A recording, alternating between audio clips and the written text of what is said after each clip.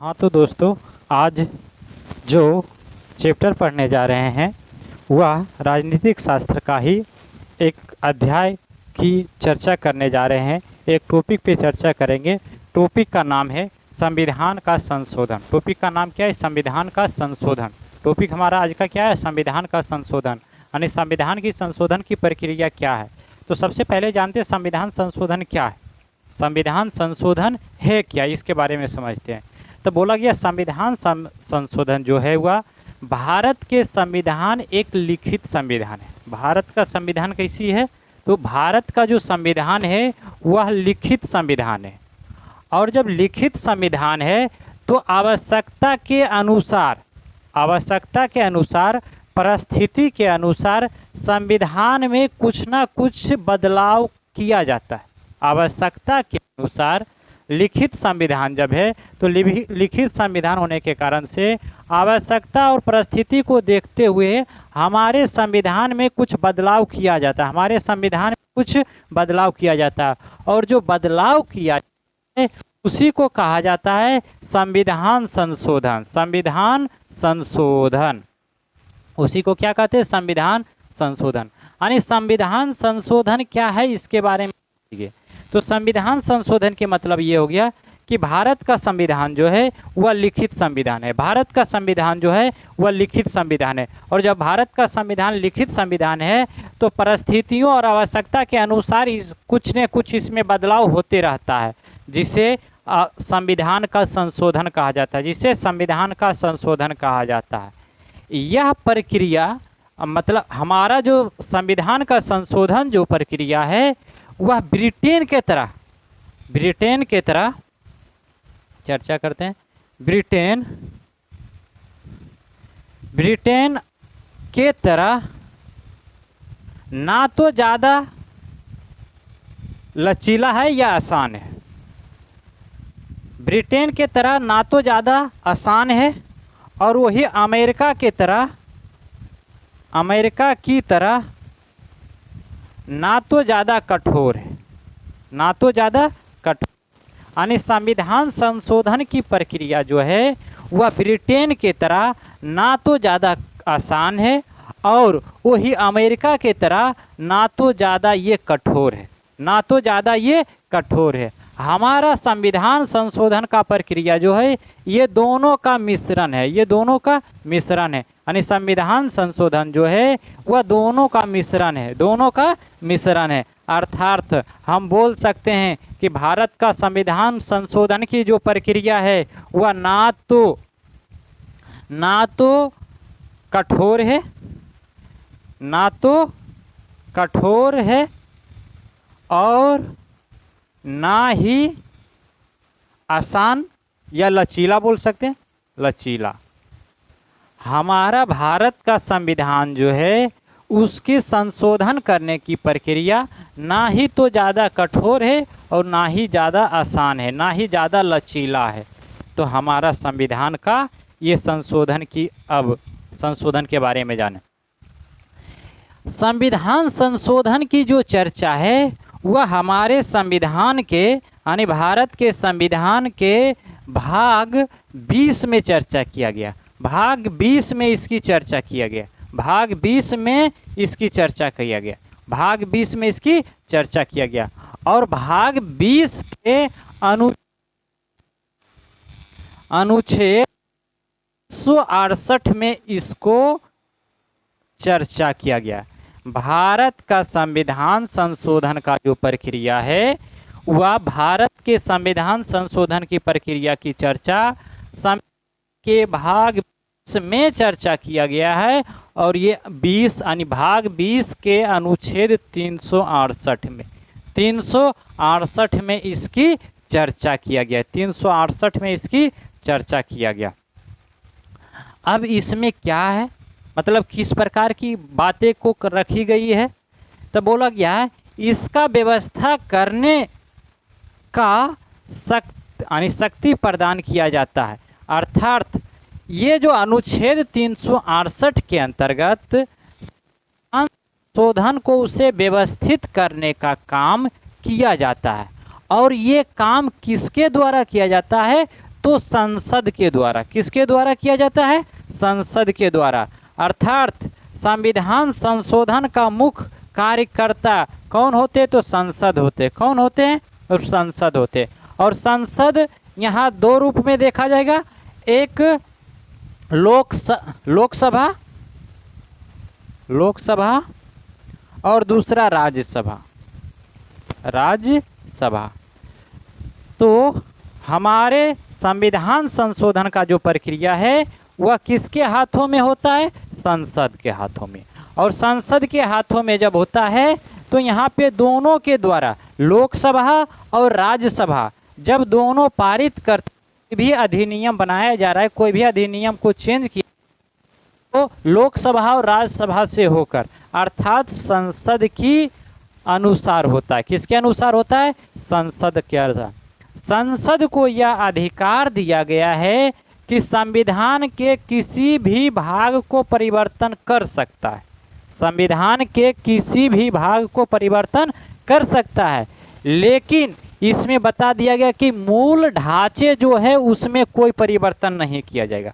मूल ढांचा जो है उसमें कोई परिवर्तन नहीं किया जाएगा। संसद चाहे संविधान का भाग जो भी हो, भाग कोई भी हो, सभी को संशोधित कर सकता है, सभी को परिवर्तन कर सकता है, लेकिन इसमें शर्त है कि मूल ढांचा पे असर नहीं आना चाहिए।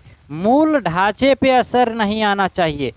अर्थात जैसे कि हम बोलते हैं कि हमारा संविधान जो है वह हमें स्वतंत्रता की आज़ादी देता है, इसके अलावा बोलते हैं कि पथ निरपेक्ष, लोकतांत्रिक, गणराज्य, ये सभी जो भी वाक्य की चर्चा किया गया है तो उस पर कोई असर नहीं आना चाहिए, उस पर कोई असर नहीं आना चाहिए। तो ये जो चर्चा किया गया है ये केशवानंद भारती एक मामला आया, उसके तहत ये बात को रखा गया कि हमारा संविधान संशोधन की प्रक्रिया तो संसद के पास है, लेकिन संसद के पास होने के बाद भी परिवर्तन का जो काम होगा वो कर सकता है, लेकिन मूल ढांचा में कोई भी परिवर्तन नहीं किया जाएगा। किसके द्वारा बोला गया? केशवानंद भारती। कब? 1973 ईस्वी में। 1973 ईस्वी में। ये 1973 ईस्वी में इसकी चर्चा किया गया है। ये था हमारा संविधान संशोधन पर कैसे कोई काम करेगा, किस प्रकार से रोक लगाया गया, अर्थात मूल ढांचा में कोई परिवर्तन नहीं किया जाएगा, इसकी चर्चा। इससे पहले जब हुआ, अगर यानी इसी के तहत इससे पहले जो था वह हमारा मौलिक अधिकार में संपत्ति का अधिकार को हटाया गया। संपत्ति के अधिकार को हटाया गया। और संपत्ति के अधिकार कब हटाया गया था? 44वां संविधान संशोधन। 44वां संविधान संशोधन से पहले ही 44वां संविधान संशोधन के तहत हटाया गया। 44वां संशोधन के तहत हटाया गया। तो हमारा जो केशवानंद भारती जो आया, केशवानंद भारती बना, इसके तहत बोला गया है, केशवानंद भारती के तहत संपत्ति के अधिकार को हटाया गया था। किस हिसाब से बोला गया? तो ये बोला गया विधि के अंतर्गत नहीं आता। ये बोला गया विधि के अंतर्गत नहीं आता, जिसके कारण से ये भौतिक की रूप देकर इसे हटाया गया था। भौतिक की रूप देकर इसे हटाया गया था। अब आगे कब हटाया गया था? 44वां संविधान संशोधन 1978 ईस्वी में। अनुच्छेद 368 के तहत संविधान संशोधन की प्रक्रिया क्या है वो समझते हैं। हमारा संविधान संशोधन जो होता है उसकी प्रक्रिया क्या है वो जानते हैं। संविधान संशोधन करने की प्रक्रिया, यानी हमारा संविधान संशोधन करेगा तो सबसे पहला काम क्या होगा? तो बोला गया सबसे पहला काम जो होगा वह इसकी शुरुआती संसद के किसी भी सदन से हो सकता है। संसद के किसी भी सदन से होगा, चाहे लोकसभा हो या राज्यसभा, कहीं से शुरू हो सकता है। हमारा संविधान संशोधन की प्रक्रिया संसद से शुरू होता है। कहाँ से शुरू होता है? संसद से पहले शुरू हुआ और संसद से शुरू होता है, ये ध्यान रखना, जिसमें लोकसभा और राज्यसभा दोनों भागीदारी लेते हैं। तो शुरुआती कहीं से भी हो सकता है, लोकसभा से भी या राज्यसभा से। विधायक को किसी यानी विधेयक जो भी आएगा उस विधेयक को किसी मंत्री या गैर सरकारी के द्वारा पुनः स्थापित किया जाता है। पुनः स्थापित किया जाता है यानी मंत्रियों के द्वारा विधेयक को फिर से रखा जाता है। इसके लिए राष्ट्रपति की पूर्व स्वीकृति की कोई आवश्यकता नहीं है। राष्ट्रपति की पूर्व स्वीकृति की कोई आवश्यकता नहीं है। दूसरा में बोला गया है कि दूसरा में इसकी चर्चा किया गया है कि चाहे मंत्री यानी कोई भी मंत्री गैर सरकारी के द्वारा ये बातों को रखा जाएगा, यानी मंत्रियों के द्वारा ये बात को रखी जाती है। और बात जब रखने के बाद राष्ट्रपति से अनुमति लेने की कोई जरूरी नहीं। अनुमति यानी राष्ट्रपति से अनुमति लेने की कोई आवश्यकता नहीं है। राष्ट्रपति से अनुमति लेने की कोई आवश्यकता नहीं। विधेयक जो है दोनों सदन से विशेष बहुमत से पारित होना चाहिए। विधेयक जो होना चाहिए वह दोनों यानी दोनों सदन से, राज्यसभा और लोकसभा दोनों सदन से पारित होनी चाहिए। सदन के उपस्थित, इसमें बोला गया विशेष बहुमत होनी चाहिए। सबसे पहले समझना होगा दोनों सदन, दोनों सदन। अब दोनों सदन से शुरू होगा और इसमें बोला गया पारित होने के लिए विशेष बहुमत चाहिए।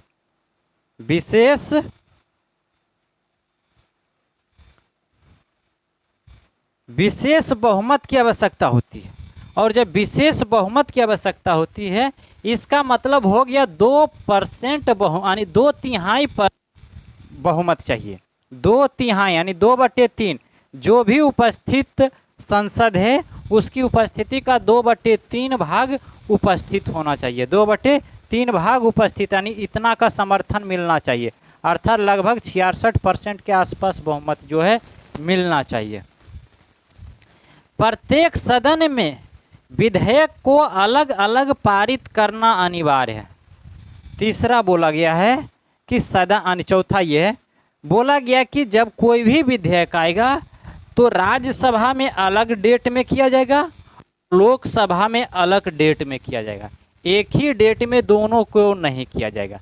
एक ही डेट में दोनों को नहीं किया जाएगा यानी अलग अलग दिन होना चाहिए।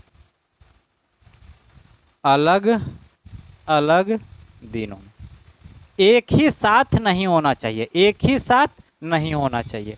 ये हमारे संविधान संशोधन की प्रक्रिया चल रही है।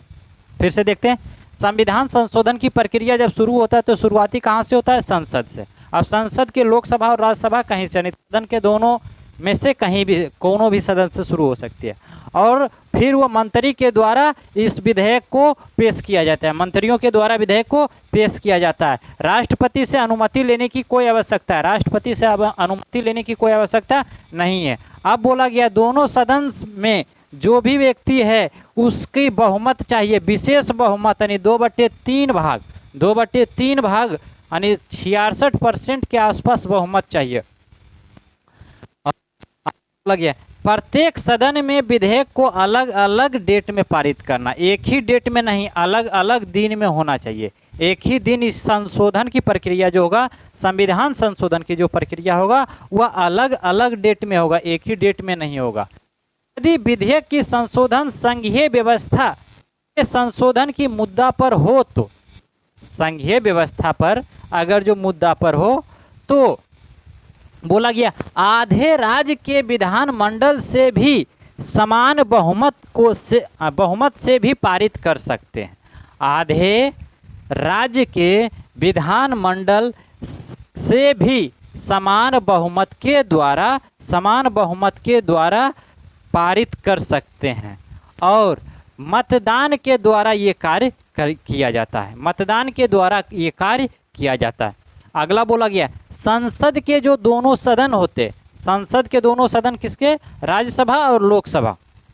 दोनों सदन से पारित होने पे राज्य विधानमंडल को जानकारी देने के लिए भेजा जाता है। मतलब अब परिवर्तन करना है तो परिवर्तन करने के लिए अब भेजेगा कहाँ पे जाके, तो राज्य को भेजेगा, राज्य विधानमंडल में भेजा जाएगा, राज्य विधानमंडल में भेजा जाएगा।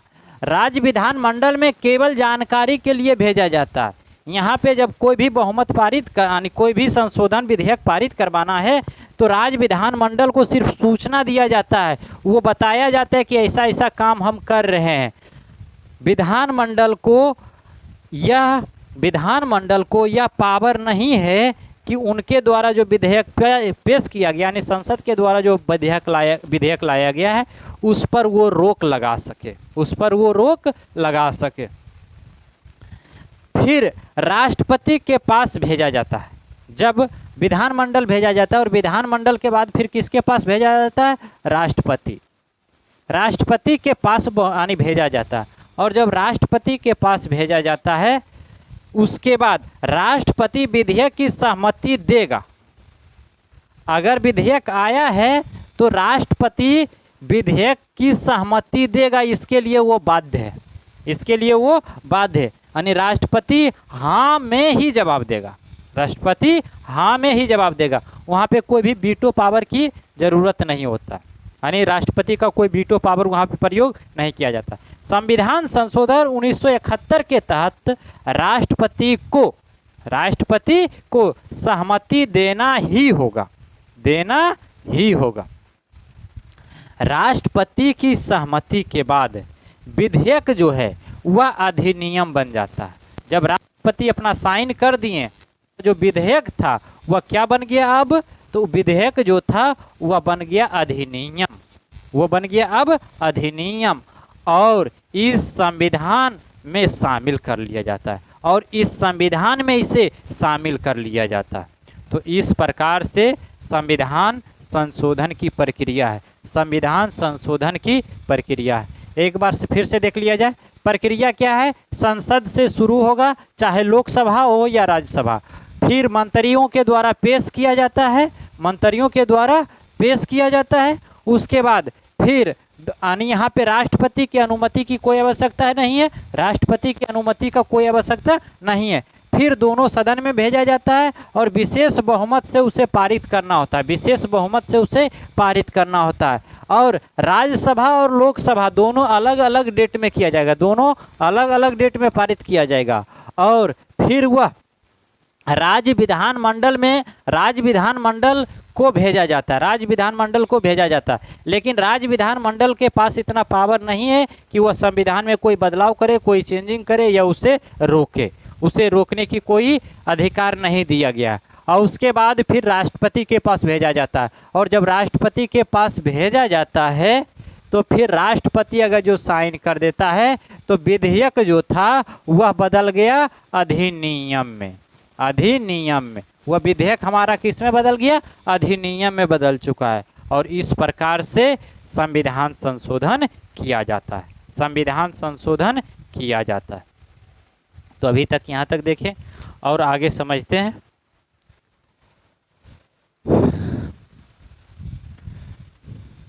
तो ये था हमारा संविधान संशोधन की प्रक्रिया, यानी शुरुआती कहाँ से होगा उसकी चर्चा किया गया। संविधान संशोधन का जो प्रक्रिया है यह चर्चा किस में किया गया है, तो अनुच्छेद 368 के अंतर्गत संविधान संशोधन की बात को कहा गया। अब समझते हैं। इस तरह से संविधान संशोधन 3 प्रकार से होता है। ये जो प्रक्रिया था इसी के तहत 3 प्रकार से संशोधन किया जाता है। कितने प्रकार से? 3 प्रकार से संशोधन किया जाता है। पहला, संसद के साधारण बहुमत के द्वारा या समान बहुमत के द्वारा, साधारण बहुमत के द्वारा। दूसरा बोला गया है, पहले लिख लेते हैं। पहला क्या है? संसद के बोला गया है पहला, संसद के साधारण बहुमत के द्वारा, साधारण बहुमत के द्वारा यानी संसद के साधारण बहुमत के द्वारा। अगला बोला गया है संसद के विशेष बहुमत के द्वारा। संसद के विशेष बहुमत के द्वारा, बहुमत के द्वारा। उसके बाद तीसरा फिर बोला गया है, तीसरा जो कहा गया है संसद के विशेष बहुमत के द्वारा एवं आधे राज्य के विधानमंडल की स्तुति के उपरांत। आधे विधानमंडल यानी आधे राज्य, भारत के जो भी राज्य है उसका आधा राज्य जो है, मतलब जितने भी राज्य की संख्या है उस राज्य के यानी टोटल जो राज्य है उस संख्या के आधे राज्य भी इस बहुमत को अगर जो सपोर्ट किया तो उसे पारित किया जा सकता, तो उसे पारित किया जा सकता। अब समझते हैं सबसे पहले संसद के साधारण बहुमत के द्वारा किस प्रकार से। तो बोला गया संविधान के अनेक उपबंध के दोनों सदन पर साधारण बहुमत, समझते हैं संविधान के अनेक उपबंधों के दोनों सदनों द्वारा साधारण बहुमत से संशोधित किया जाता है। दोनों सदनों के द्वारा साधारण बहुमत के द्वारा पारित किया जाता है। और ये जो काम है वह धारा 368 से बाहर, अनुच्छेद 368, अनुच्छेद 368 से इसे बाहर रखा गया। अनुच्छेद 368 की सीमा से ये बाहर है। और आगे बोला गया नए राज्य की प्रवेश या गठन या निर्माण या सीमा में परिवर्तन हो, नाम में परिवर्तन हो, या राज्य के विधान परिषद का निर्माण करना हो या उसे समाप्त करना हो तो इसी बहुमत के द्वारा होता है, इसी प्रकार की संशोधन के द्वारा होता है। और आगे राज्यपाल और राष्ट्रपति, लोकसभा अध्यक्ष, न्यायाधीश आदि के लिए ये परिबल भत्ते, विशेषाधिकार इत्यादि की चर्चा इसमें किया गया। मतलब इत्यादि को अगर जो परिवर्तन करना है तो उसके बारे में इसमें किया गया, यानी साधारण बहुमत के द्वारा। संसद से संबंधित जो भी नियम होगा उसकी चर्चा जो करेगा वह साधारण बहुमत के द्वारा उसे संशोधित कर सकता है। इसके अलावा उच्च न्यायालय के न्यायाधीशों की संख्या और उसका न्यायिक जो क्षेत्र होगा उसकी चर्चा जो करेगा, उसकी जो संशोधन होगा वह संसद के साधारण बहुमत के द्वारा, संसद के साधारण बहुमत के द्वारा होता है। इसके अलावा राजभाषा का प्रयोग है तो उसमें जो परिवर्तन किया जाएगा वो संसद के साधारण बहुमत के द्वारा, संसद के साधारण बहुमत के द्वारा, संसद के साधारण बहुमत के द्वारा। इसके अलावा नागरिकता की प्राप्ति या समाप्ति या निर्वाचन क्षेत्र हो या अनुसूचित जनजाति हो, इसमें कोई भी परिवर्तन किया जाएगा तो संसद के साधारण बहुमत के द्वारा। अब विशेष बहुमत में क्या बोला गया जो समझते हैं कारण। अब समझते हैं संसद के विशेष बहुमत के अंतर्गत किसको किसको संशोधन किया जाता है। तो इसमें मूल अधिकार आता है। ये इसमें कौन आया? मूल अधिकार। मूल अधिकार के में जब जी चर्चा किया जाएगा तो संसद के लिए विशेष बहुमत चाहिए, संसद को विशेष बहुमत की आवश्यकता होती है, संसद को विशेष बहुमत की आवश्यकता होती है। राज्य की नीति निर्देशक तत्व में कोई भी परिवर्तन करना, राज्य की नीति निर्देशक तत्व में कोई भी परिवर्तन करना तो उसके लिए विशेष बहुमत की आवश्यकता होती है। वे सभी उपबंध जो प्रथम एवं तृतीय श्रेणी से संबंधित नहीं है, प्रथम और तृतीय श्रेणी से संबंधित नहीं है। अगला जानते हैं संसद के विशेष बहुमत एवं राज्यों की स्वीकृति। संघीय ढांचा से संबंधित, संघीय ढांचा से संबंधित आधे राज्य विधानमंडल में साधारण बहुमत के माध्यम से उनकी मंजूरी मिलता है, उनकी मंजूरी मिलता है। यदि एक या बचे राज्य के विधेयक पर कोई कदम नहीं उठाता है, कोई कदम नहीं उठाया जाता है तो इसका कोई फर्क नहीं पड़ता है, आधा राज्य उनकी सपोर्ट में होनी चाहिए तो कोई भी विधेयक को पारित कर सकते हैं। जैसे राष्ट्रपति की निर्वाचन हो या उससे संबंधित जो भी प्रक्रिया हो, इसकी संशोधन जो किया जाएगा इसी के अंतर्गत होगा। किसके अंतर्गत होगा? तो संसद के विशेष बहुमत के द्वारा। इसके अलावा केंद्र एवं राज्य की शक्तियों के बारे में जो विस्तार या चर्चा होगा वह किसके अंतर्गत होगा? संसद के विशेष बहुमत के द्वारा। संसद के विशेष बहुमत के द्वारा वस्तु या सेवा कर पर जो भी परिषद बनाई जाएगी उसमें परिवर्तन अगर जो किया जाएगा तो संसद के विशेष बहुमत के द्वारा।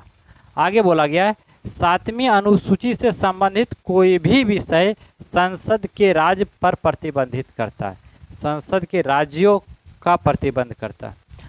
आगे बोला गया संविधान का संशोधन करने की संसद की शक्ति और इसकी प्रक्रिया जो है वह अनुच्छेद 368 में चर्चा किया गया।